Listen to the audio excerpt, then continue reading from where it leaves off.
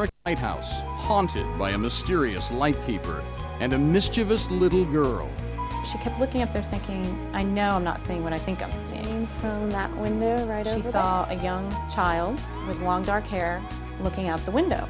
We'll go ahead and set up the infrared thermographic camera. Does anybody else smell anything? Right around in here. Cigar smoke. You smell someone smoking a cigar. In one of the pictures, there's sort of a misshapen type of a light that doesn't look round like it appeared to me. A celebrated bed and breakfast whose favorite guests are the spirits of a slave girl and a soldier who loved her. I saw fluttering from the side of my eye, and I turned around very fast, and there was a soldier. Well, certainly throughout many cultures, throughout human history, it's been believed that dreams are a way of communicating with the dead. Can you tell me what you're experiencing? Do you remember any imagery? A man, dark hair, 30s. He was kneeling next to somebody that was laying on a couch. And an ancient castle fortress, a prison then and now for the paranormal. It was rumored that one of the former governors had caught his wife in an affair with one of his soldiers and had boarded them up in there and chained them to the wall and sealed up the room. Because when the room was uncovered, there were reports that there were bones found in the room. All of a sudden I smelled a really, now it's musty in here to begin with, but it was a really musty smell, and all of a sudden it became overwhelming. It was kind of like a rancid smell. I could see any way that door had shut. I went to come back out of the door, and the door had been shut behind me. 3 new challenges for parapsychologist Dr. Andrew Nichols, psychic Jerry Rogers, and technical specialists Jack Roth and Scott Flagg, researchers into the unknown, investigators of the unexplained, the Ghost Detectives.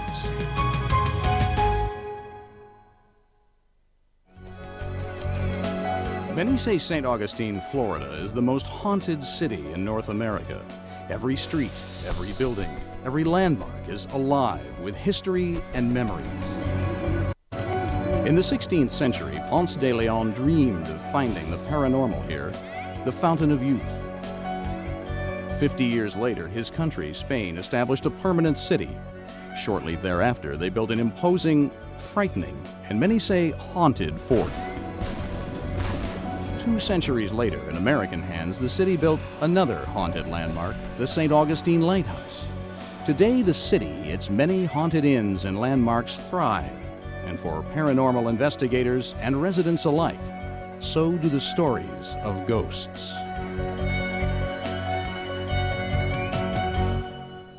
You could walk down any street here and just go back in time and think of all the people that have been here and the history. And the personality of the whole town. It's a very spiritual town. It's wild.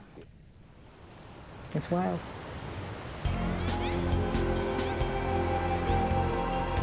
A beacon for seafarers, a beacon for ghost hunters. Here you'll find strange sounds, mysterious footsteps, and unusual smells. Long-gone lightkeepers walk the tower. A malevolent phantom haunts the cellar. And a little girl plays in the windows. These are the spirits of the St. Augustine Lighthouse.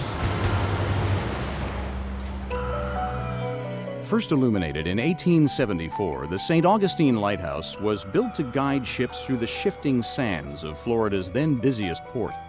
The lighthouse compound had 3 buildings. There was the tower itself, 150 feet tall with 202 cast iron steps. At its top, a celebrated Fresnel lens. Adjacent to the tower was the fuel house. Here the keepers kept an office and stored the oil that powered the light. And immediately facing the tower and fuel house was the keeper's house. It was home for 3 lighthouse keepers and their families. Hi, I'm Andrew Nichols. Celeste Halsema. Nice to meet you, Celeste. Nice to meet you. This is Jerry. Celeste Halsema is the curator of collections at the St. Augustine Lighthouse Museum, and like most who work here, she's had first-hand encounters with ghosts. It seems to happen to me and a couple other people quite a lot. I don't know if we're more open to it or the ghosts like us, or maybe they want us to leave. I don't know. Lights will come on in the middle of the night when there aren't supposed to be any lights on, and things will be moved around in the museum when we know we left them a certain way the night before. The cisterns are where they collected water. At the St. Augustine Lighthouse, most of the ghostly activity is centered in 4 locations. There's the basement of the lightkeeper's house. Here there are 2 large cisterns. Often, visitors feel a certain malevolence next to the cistern on the left. Some say they've seen apparitions moving through the space. Even now, as Celeste guides team leader Andrew Nichols through the basement, she can feel the presence. Do you still feel the sensation here, or is it? I don't know, maybe it's just because we've been talking dissipated about a it. little? Still there? But yeah, I still have shivers up my back a little bit. That's the only one that kind of is a little scary to me, that is unpleasant feeling. This is, of course, the oil house into the base of the lighthouse here. There's the fuel house, also called the oil house. Here, many people have reported the smell of smoke, reminiscent of a lighthouse keeper from long ago. You smell someone smoking a cigar very, very strongly, standing right next to you practically, it seems like. But there's nobody there. You walk away, you can't smell it anymore.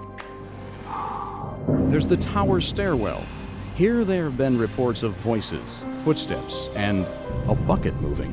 One of the kind of strangest things, I guess, that happened to me was I was in the lighthouse one morning, and there's a bucket in the lighthouse about 3/4 of the way up the tower. So this is the base of the lighthouse here. We were down in the basement, or the base of the lighthouse, and I heard that bucket being picked up. On this landing is a bucket that tourists can pick up to see what it was like to be a lightkeeper. It makes a very distinctive noise. It's not the creaks and groans of an old building. It's not the stairs moving. It was definitely that bucket. That was a little bit freaky because there was nobody else in the tower.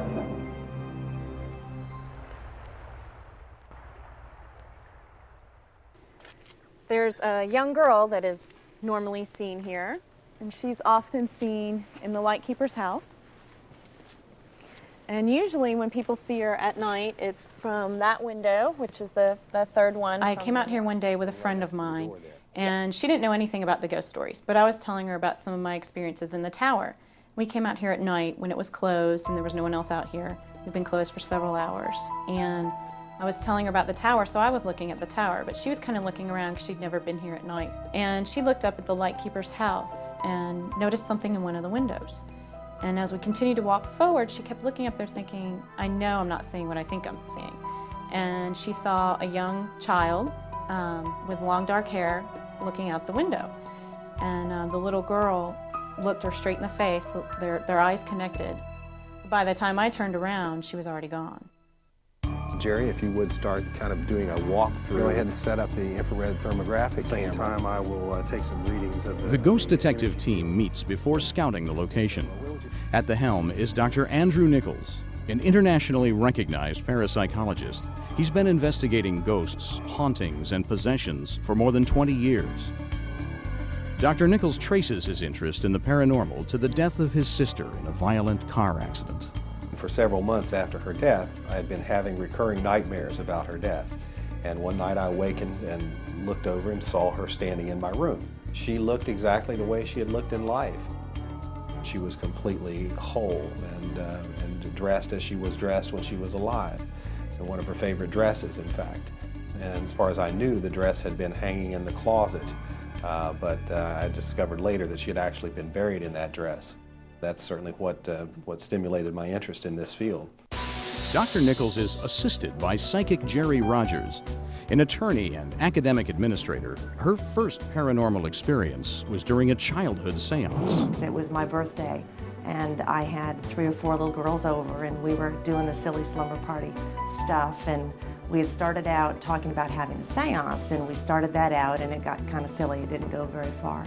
And then we decided to try levitation. My dad, silly, decided he'd be the first victim, and so he laid down on the floor, and one of us on each side of him put our fingers under a side of him, and then did the, light as a feather, stiff as a board, and we were lifting him up, and suddenly we looked up in the sky, there he was, up over our heads. All right, looks good here. Rounding out the team are technical experts Scott Flagg and Jack Roth. Both have been intrigued by the paranormal since childhood. Jack's interest crystallized when he took some extraordinary photographs at a southern plantation house haunted by a little girl and a slave woman. A slave woman who wore a turban to hide her ears that had been cut off by her master.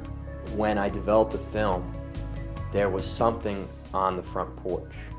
There's wrought iron, and in front of the wrought iron there was something coming out of it, and it looked like the figure or outline of a small person with a dark face and like a white turban around their head.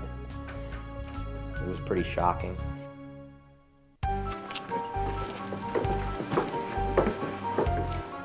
For their site survey, Dr. Nichols, Jack, and Scott will analyze the lighthouse area's general electromagnetic activity.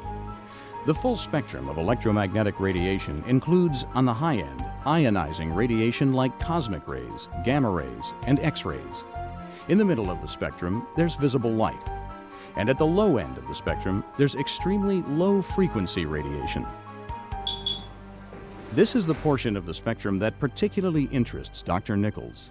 Commonly, these frequencies are associated with natural geologic activity and their consequent magnetic fields. This is quite strong right here. Dr. Nichols believes there's a strong correlation between these unusual magnetic fields and paranormal activity. This whole area is really high. To measure this electromagnetic activity, often Dr. Nichols and his team use handheld equipment like this tri-field meter. And this particular instrument is designed specifically to pick up extra low frequency electromagnetic fields. It screens out other types of radiation. So we use this in areas that are believed to be haunted in order to look for unusual energy patterns, which we frequently associate with these places. Simultaneously, Jerry Rogers, the team's psychic, will survey the lighthouse, fuel room, and keeper's house using her psi powers, her powers of extrasensory perception. She uses no equipment and strives to avoid being prejudiced or tainted by the other members of the team. We go in separately because we don't want the research team to go to the spots that I've identified as possible hot spots, nor do I want to go in knowing what they've already found, because ultimately what we're trying to do in the research that we do is find corroborating evidence. Why don't we check the courtyard here first and just get an ambient field reading. I feel more of a personality residue in this room. A little girl, probably. That's extremely high. I think a little girl really liked to play hide and seek in this area right here. It was fun because it wasn't her house. A little girl maybe around 7 or 8, that silly age where it's fun to sneak up behind somebody and say boo and scare them. Let's check out the gallery upstairs. See what the field readings are there. There's a bit of a negative feeling here too. Most of it's positive, but I think somebody must have died. I'm getting the impression of a male in work clothes.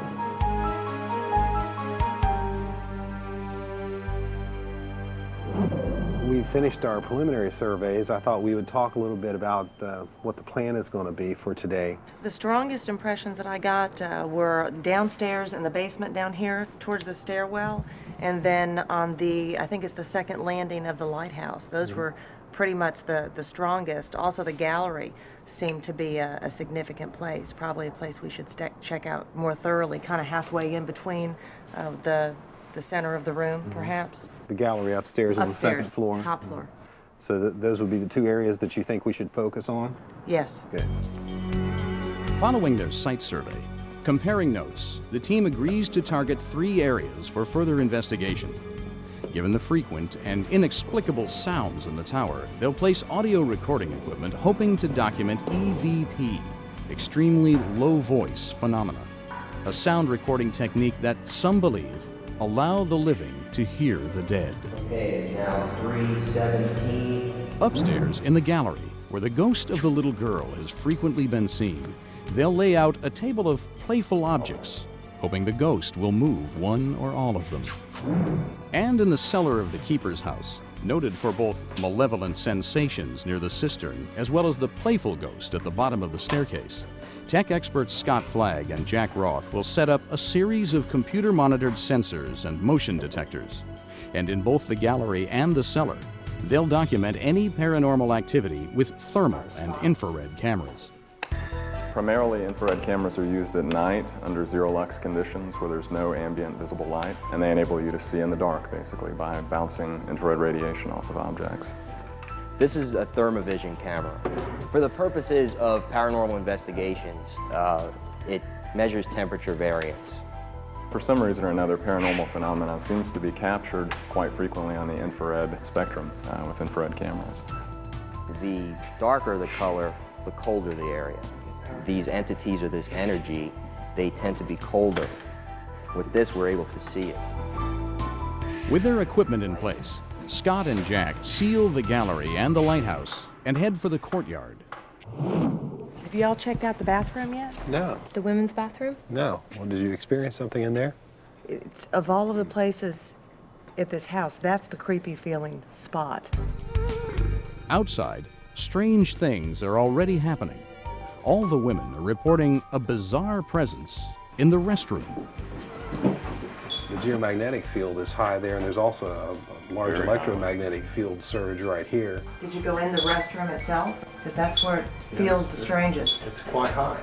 Right there where the mirror is, for example, still very high. What about in the stall itself?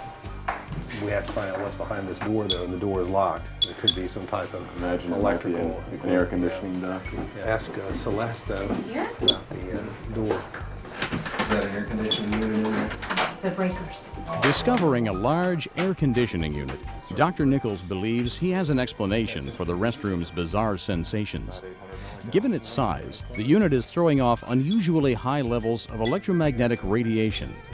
In conjunction with the lighthouse's already established unusually high geomagnetic activity, visitors to this spot may be experiencing a compound effect. So in the restroom, we have a combination of a high electromagnetic field and the geomagnetic field, which is pretty much natural to the house itself. Just kind of it gives it a doubling effect, I think. What is it? Check it out. Then, Celeste Helsema, the Lighthouse Museum curator, has again smelled cigar smoke in the old fuel house.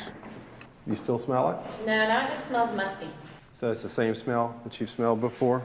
Pretty much. It didn't seem quite as strong as in the last time I smelled it in the tower. So you're not smelling anything now? Does anybody else smell anything right now? Yeah. And topping it off, Jerry Rogers, the team's psychic, says that while taking pictures down in the basement, she's possibly captured the image of a paranormal anomaly. When I was sitting down there in the dark, I saw sort of a floating blue light briefly 2 different times. It's not showing up blue on the pictures. You were taking it in black and white. I was taking it in black and white. Now That's there's interesting. almost, that looks like an orb up in there. It's hard to tell because of the brick, and that brick is kind of motley, but that, we can put it in the Now you in the laptop and blow it up and see what it looks like. What Jerry may have captured on her digital camera is the image of what ghost investigators call an orb. Some say they are bizarre artifacts of cameras and video equipment. Others believe these are a natural phenomenon associated with unusual geomagnetic activity. But spiritualists assert that orbs are the basic spirit form, the essence of a ghost. It was kind of right up in here is where it was. And it seemed to kind of hover in this particular area. Now, were you in pitch black down there? I was in pitch black. I had the lights all extinguished. I had the flashlight in my pocket so that it wouldn't reflect any light. Dr. Nichols, Jerry, Scott, and Jack review their experiments. In the gallery, nothing has moved, no evidence that the ghostly girl has been present. In the tower, the EVP recording is negative, no unexpected sounds. This is the square waves. go ahead and fast forward the tape to the spot. But in the basement, where Scott and Jack had placed an array of sound and electromagnetic sensors, they're finding some extraordinary correlations. So you're graphing the magnetic field there? Right, this is magnetic field, sound level, and also ultrasonic motion detector. This is 15 to 20 milligauss here. Right. I mean, that's pretty high. How many spikes do we have on the electromagnetic field? There's 1, 2, 3 spikes. So there's actually a whole series of spikes. A couple of them between 15 and 20 milligauss. Can you tell what time that was? It appears that while Jerry was getting her picture of the orb, the team's sensor array spiked. This one here was the assistant lightkeeper's. Even more surprising, in the cistern, noted for its malevolent atmosphere, the motion detector has gone off. These spikes represent the distance to the back wall of the cistern, which is roughly 18 feet. These deviations in here suggest that possibly another object was closer, maybe 9 feet from the sensor. So this motion sensor operates on an ultrasonic beam. So that suggests that there may have been something inside the sensor which would have blocked that beam and set off the motion detector. The team has made some revealing discoveries in the basement, but Jerry has one last question. If a man did die in the lighthouse, who was he? These are the pictures that I collected from the archives. To help her solve the mystery, Celeste has pulled some historical photos. Neither of these seem like the man that I saw in the tower.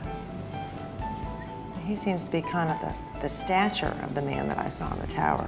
A little bit shorter and a little bit heavier build, but doesn't appear to have any facial hair, and it was kind of a sketchy image of his face that I got. Unfortunately for Jerry, none of these pictures connect with her ghostly impression. The men don't look like him, and they dress differently. Then, in the hallway, she sees an image that sparks her memory. This outfit that he has on is exactly what I was describing earlier in terms of the work type pants and the linen type, but a work shirt and the suspenders. Do you have anything else, any pictures that would be closer to that I could look at? Unfortunately, we don't. It's something that we're working on, that they're trying to research. Further investigation revealed that the clothing worn by this lightkeeper was from the Victorian era. During that time, there were 2 documented deaths. First, in 1859, a lightkeeper fell to his death while whitewashing the tower. Second, in 1892, another died of consumption. His name was William Harn. How's the electromagnetic field? Pretty much For the nominal. ghost detectives, this investigation has been extremely rewarding. They've documented the doubling effect of geomagnetic and electrical radiation in the restroom. And they've captured an orb image and shown its coincident effect on electromagnetic activity in the basement and the motion sensors in the cistern. All in all, the evidence supports Dr. Nichols' theory that electromagnetic activity is a catalyst for the paranormal. I think probably the most important thing is the fact that we've discovered this very unusual geomagnetic field, and that means a magnetic field generated by the Earth itself. So in a way, the house can be thought of as a giant storage battery, amplifying these magnetic fields, and people who are sensitive to them, who come into these environments, experience the ghosts that are here.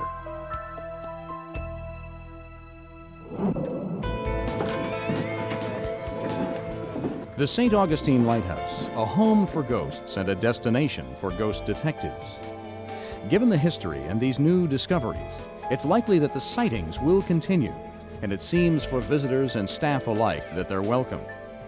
At the St. Augustine Lighthouse, ghosts are just a part of the history, past, present, and future. Most of them don't bother me. It's kind of nice having some of them in the tower because you feel like someone's actually keeping an eye on the tower when no one's here. This is their home. Castles, dungeons, and ghosts. You don't expect to find all of them together in the United States, but in St. Augustine, Florida, the oldest city in North America, you have all 3, and a haunted history at the Castillo de San Marcos. Built in 1695, the Castillo was Spain's northernmost outpost in the New World. Its commanding location protected the town, the bay, and the Spanish treasure fleets returning home. Beginning in 1763, the Castillo was briefly held by Great Britain, but in 1821 it was ceded to the United States. In the 19th century, during the Indian Wars, the American military periodically used it as a prison for Native Americans. Plains Indians, Apaches, and Seminole Indians were all held here. Karen Harvey and John Stavely are experts on the Castillo and its ghostly history. Well, There definitely is a lot of spiritual activity here because of the history of the fort and how many people have come and gone. So many people have said they've had both feelings and sightings here inside the fort. There's a thickness that many people report, just a heaviness as they walk through some of the rooms.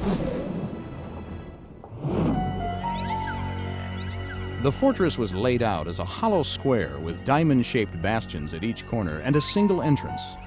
Outside, up on the gun deck and the central plaza, there have been ghostly sightings of soldiers. Some are reported active and at work, others dead from unknown injuries.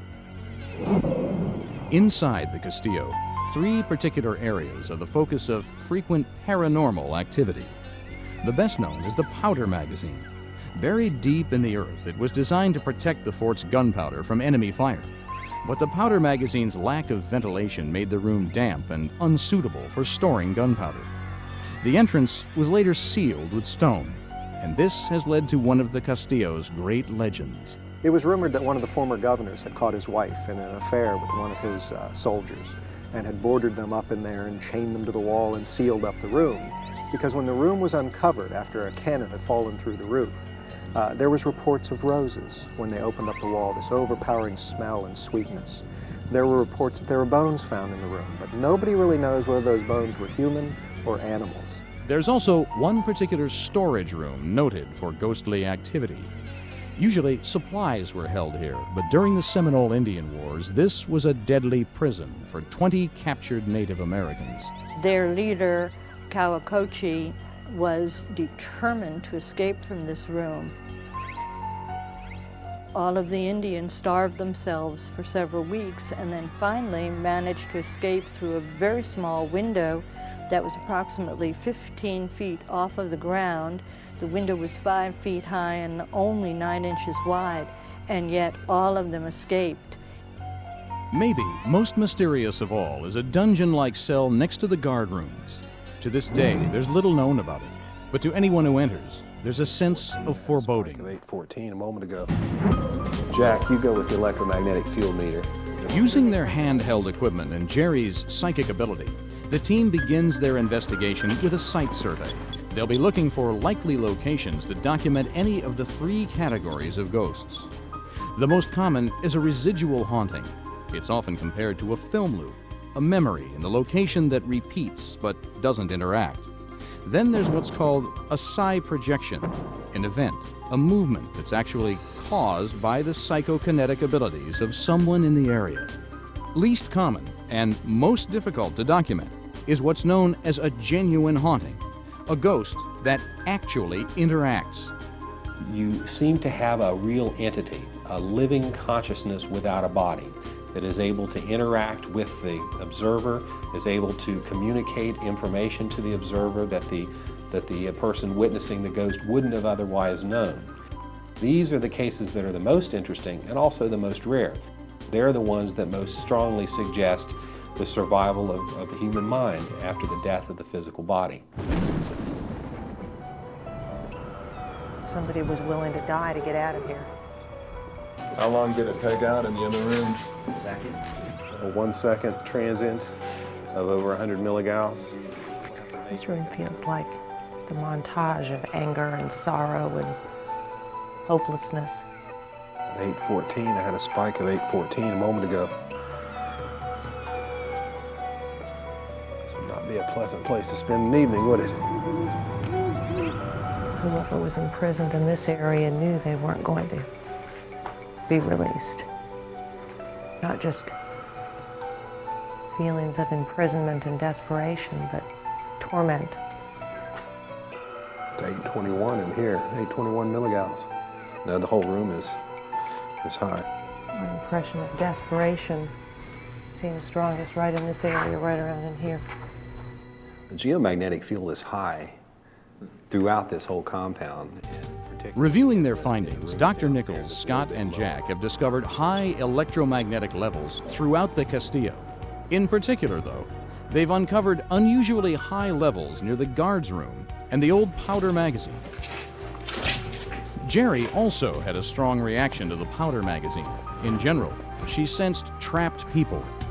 She also felt something disturbing in the cell near the guards' room.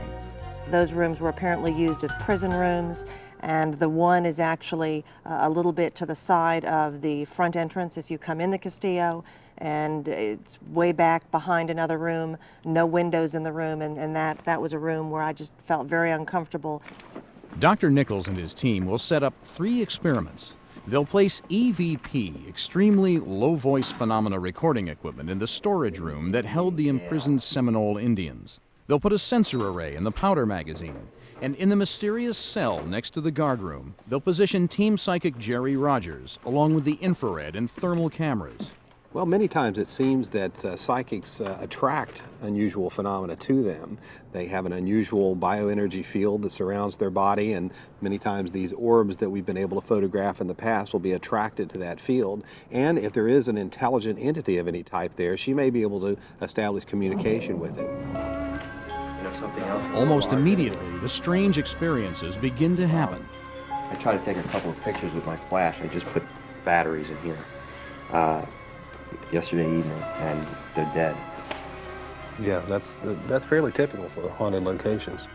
They kind of serve as an energy sink and seem to drain electromagnetic energy from batteries and electrical equipment quite frequently. And all of a sudden I smelled a really, now it's musty in here to begin with, but it was a really musty smell, and all of a sudden it became overwhelming. It was kind of like a rancid smell. I came over and I just did like that.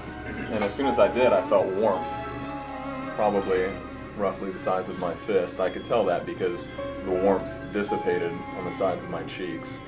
I just took one smell, and it didn't smell pleasant. It was kind of musky. And I went back to smell again, and it was gone. The warmth was gone. The smell was gone. I think I got something in the Indian jail. Then Jack discovers he's recorded some unusual sounds in the old storage room, the room that was used to imprison the Seminole Indians. No one has been in or out, but on the tape, there's the sound of something moving. It's only a couple seconds, and it sounds like something being dragged across the floor. It's not a voice. Well, let's So here, listen, you have to listen carefully. We'll probably have to clean it up.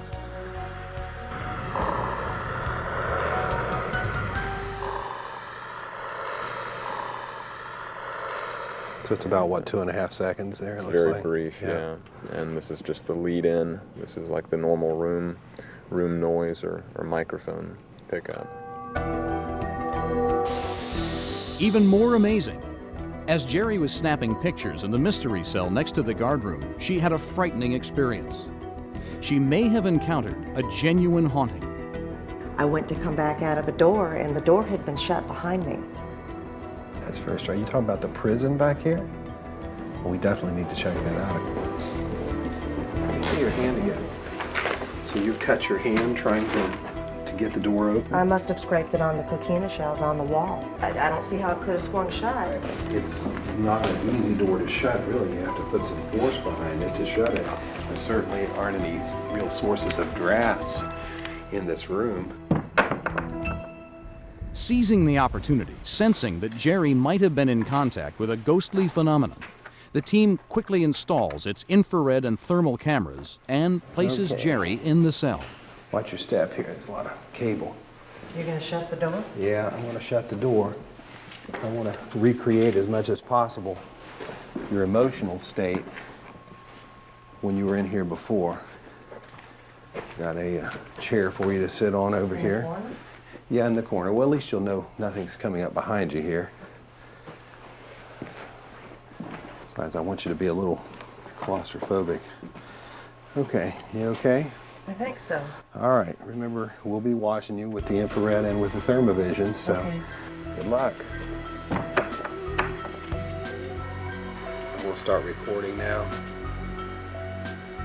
Probably a good idea when we find out if she's seen anything. For 20 minutes, nothing happens. And then Jerry raises her arm. She seems to be trying to touch something. Dr. Nichols thinks she may be waving. Are you waving? No, I just saw something there, so I put my hand in it. Can you describe what you're seeing? A face right there. Was also sort of a black shadow that passed in seemed like it was directly in front of me over towards the wall, not sort of to my right.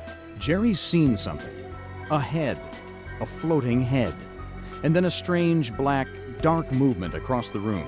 Do you feel that this was a friendly or a malevolent presence? I don't think friendly is the appropriate word, but it almost seemed like it was trying to be comforting, but was not very successful. I'd like to see if she can tolerate staying in there for another 15 minutes or so, and see if we can record any activity and see if she picks up any more impressions.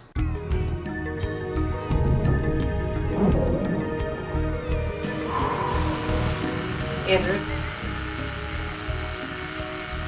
can I come out now? Are you having a problem? Can I come out now? I think I'd like to come out now, please. Okay, I owe you a big steak dinner. Sensing her distress, Dr. Nichols helps Jerry out of the cell. She's still haunted by the sense of a personality with her and a face.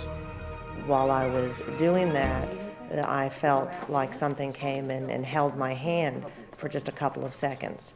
And at first it was a very comforting type of a feeling because I had tried to tune out where I was and that I was uncomfortable being in the dungeon room with the door shut. I had opened my eyes and was looking around to try and get my bearings, and right here to my right I saw what appeared to be a profile of a man's face, just the face. And I had reached my hand out to touch it, to see what it felt like, to see if it was hot or cold. And as I reached my hand out, I couldn't see it anymore. But then when I looked ahead again, then a very dark shadow crossed the room in front of me from left to right, and it seemed to just disappear into the wall. But it didn't have any shape, just a very dark shadow, and it was very quick. And that was when I hit the walkie-talkie and asked if it was okay if I came out. For the ghost detectives, it's been an extraordinary investigation. Hotspots, bizarre sounds, and maybe most amazing of all, a possible contact with one of the rarest of paranormal phenomena, a ghost that acts and reacts. I think it's very likely that this is a genuine haunting.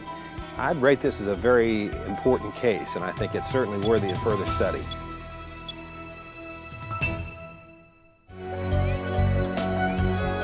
Throughout history, cultures around the world have believed that spirits communicated with the living through dreams. Until now, no one has attempted to prove that possibility.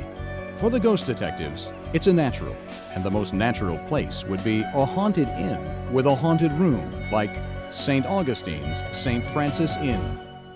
It was built in 1791 as a home for one of the early landowners in the region. By 1845, the property was used as a boarding house. Originally, it had just 2 stories, but in 1888, the attic was converted to a 3rd story. Here's where 2 star-crossed lovers met, a soldier and a slave girl. The room became known as Miss Lily's room, and probably no one knows Miss Lily, the inn, and the room better than Beverly Lonergan, the assistant manager of the St. Francis Inn. Lily got pregnant. For whatever reasons, the family did not like that. And from here, the stories, it goes into many different stories. We heard that he was so distraught that he went up to the room where they rendezvoused, where they met, and he hung himself. And then we heard another story that they banished Lily. And then we heard that Lily killed herself. Also, what we do know is that there are spirits here, and there are 2. They're definitely here at the St. Francis Inn. Countless visitors have seen evidence of Lily and the man she loved. Brenda herself has seen them both, though not just in Miss Lily's room. Brenda saw Lily's soldier lover in the dining room. I was writing on my ledger, and I saw fluttering from the side of my eye, and I turned around very fast, and there was a soldier right on the doorway, leaning with his arms crossed, very comical, just smiling. He was obviously a soldier. He had a hat that went in 3 points. And he had, I remember seeing shiny gold buttons. It was a very fancy uniform. And he seemed nice. He was comical. And it was I've never seen any flowing images. This is real people. And the image was this fast that I'm not sure, did I see what I think I just saw? And I shut my book and went home. Brenda saw Lily herself on the second-floor landing. Walking right past me was the back of a woman, not the face, but the back. And again, very tiny person with very black, coarse hair, carrying either towels or a baby. I saw the back of her, and she went into one of our rooms, which is a suite on the second floor. So this is the area where you had seen the second apparition at the top of the This is stairs? the second floor landing of the St. Francis Inn. This is Elizabeth's suite, She went right into that room? where I saw her go right in. This is the end of the hallway. We've also had some feelings in Anna's room. Anna's room had some activity in there as well? Yes, we sure Yeah. did. Actually, the energy levels are high all over the house. Yes. But the most active location in the St. Francis Inn is Miss Lily's room itself. Here, there have been apparitions, strange noises, and poltergeist activity, objects moving, things shaking. You'd think it would scare customers away, but many actually prefer this room. What I think would be a good idea, particularly since there's so much activity here, is maybe we can do a dream survey, a dream monitoring study. Throughout many cultures, throughout human history, it's been believed that dreams are a way of communicating with the dead, and there certainly are many parallels between the dream state and the altered state of consciousness that psychics experience when they appear to communicate with the dead. I want you to lay that way as much as possible so the camera will pick you up. In preparation, the team sets up infrared and thermal cameras and electromagnetic sensors. In addition, Dr. Nichols attaches electrodes to Jerry's temples to measure her heart rate and brain activity. Close your eyes and move your eyes from side to side under your eyelids. Across the hall, Dr. Nichols has set up a control room. Well, here we're monitoring Jerry's physiology as she's trying to fall asleep, and we're monitoring several different areas. I've got two types of brain waves that are configured here. This is the beta brain wave. That's the type of brain waves that we produce when we're wide awake. And this is the theta brain wave, which is the type of brain wave that we produce both on the edge of sleep to a small degree and in dreams to a greater degree, a much greater degree. Within an hour, Jerry is in what scientists call a hypnagogic state. During that state, although we're not technically in a dream state, as it's defined by science, we can have dream-like imagery. She could be experiencing some type of contact with the energies or entities that might be present in this house right now. Why don't we go ahead and wake her up and see. Jerry? Yeah. Hello? Now that Jerry's awake, Dr. Nichols will ask her about her dreams, hoping to discover a connection between Jerry's dream imagery and the haunted history of the St. Francis Inn. Hello, can you tell me what You're experiencing? It was an elderly man. Looked like a man.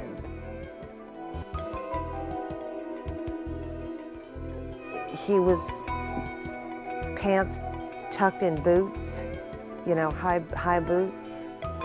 In her dream, Jerry has seen a young man kneeling next to an ailing older man. Maybe this young man is Lily's soldier lover. Could he be consoling his distraught father or guardian? Does this imagery that she's experienced correlate with any real activity that took place in the house, perhaps even in that room in a former time? If it does, and there was no way that she could have known that beforehand, then that would indicate that she was receiving actual psychic information. The ghosts that are here may have been trying to communicate with her through her dreams and describe something about the way they died. Jerry? Yeah. This time, however, the distraction of the electrodes, the cameras, and the general monitoring are making it impossible for Jerry to sleep. Sensing her frustration, Dr. Nichols ends the experiment. Keep your eyes closed. I want to turn on the light. Further investigation into the history of the St. Francis Inn by the ghost detectives revealed that the soldier believed to be Lily's lover had an uncle named General Hardy. General Hardy inherited the St. Francis Inn property in 1855. He may have been the soldier's guardian, and given the men, their age, and their clothing, both the soldier and General Hardy may very well have been the images in Jerry's dream. And where was Miss Lily during this event? Had she already been banished? Was the young man, her soldier lover, asking his uncle for the liberty to see her? Was his decision breaking his uncle's heart? That may be revealed in the Ghost Detectives' next visit, their next dream, at the St. Francis Inn. I think that they really loved one another. I think they loved the town that they were in. I think they loved the inn, and they just like being here. I have never had any negative experiences at all, happy experiences. They might be lost.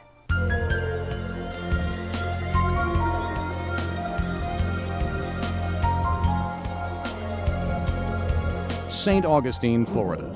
A city so ghostly, for those fascinated with the paranormal, it's irresistible. A haunted lighthouse, an ancient mysterious fort, and an inn with ghostly guests. The ultimate destination for an investigation led by the Ghost Detectives.